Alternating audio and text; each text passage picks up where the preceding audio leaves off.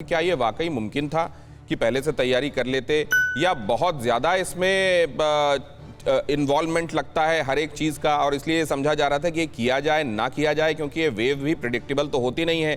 क्या इसलिए ऐसा हो गया? मैं हेमंत जी के पास जाना चाहूँगा। डॉक्टर हेमंत, सबसे पहले आपके पास, क्यों क्या क्या क्या इसी सब उधेड़-बुन में रह गया क्या मामला कि करें ना करें, इंतज़ार करें या कर लेना चाहिए? क्या आपका ऑब्जर्वेशन क्या है इस पर? जो पहली लहर आ गई थी कोरोना की, तभी हम काफ़ी सीख गए थे। दवाई के बारे में हो या वैक्सीन के बारे में हो या ऑक्सीजन के बारे में हो।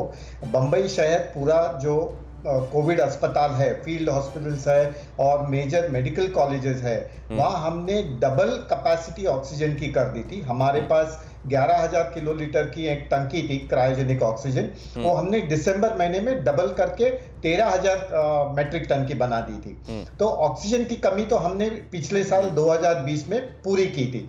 अब रह गई बात रेमडेसिविर और बाकी के दवाइयों की, जो टोसिलिजुमैब है, इटोलिजुमैब है, दवाई की हमने एक्चुअली यहाँ केईएम अस्पताल में बम्बई में हमने मेडिकल ट्रायल भी की थी। तो हमारे को बम्बई में पता है कि टोसिलिजुमैब क्या है, इटोलिजुमैब क्या है।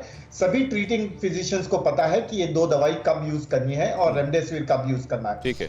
प्रॉब्लम अभी सेकेंड लेयर में ऐसी हो गई है कि हमारी ऑक्सीजन की बात प्रॉबेबली लोग समझ नहीं पाए हैं। एक जो स्पाइक आ गया है, सेकेंड वेव का जो स्पाइक आ गया है। डॉक्टर हेमंत, कोर्ट ने ये कहा है कि पूरे देश के बारे में सोचा जाए।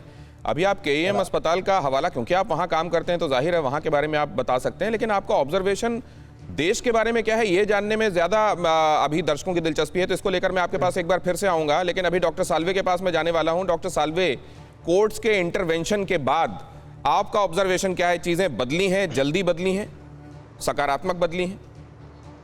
थैंक यू मुझे शो पे इनवाइट करने के लिए। मैं यही कहूँगा कि चीज़ें सकारात्मक तरीके से बदली है और आप देख रहे हैं हर स्तर पे काम हो रहा है।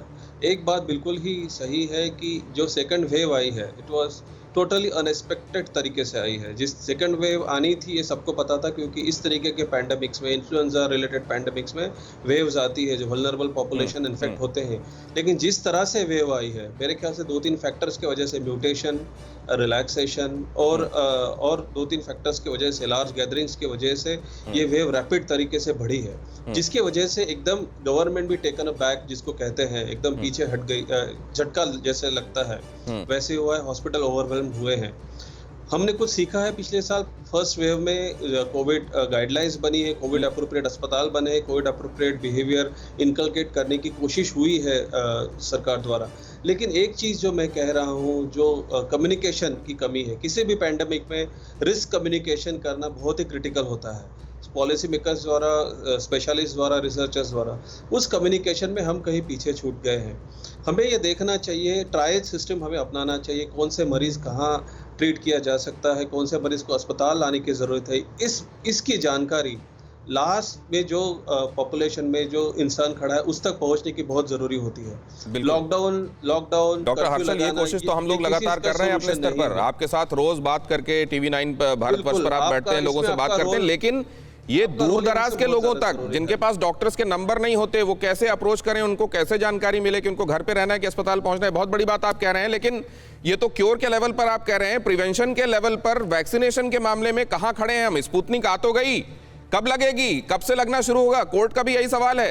फिक्र आपकी, सोमवार से शुक्रवार रात 9 बजे सिर्फ TV9 भारतवर्ष पर।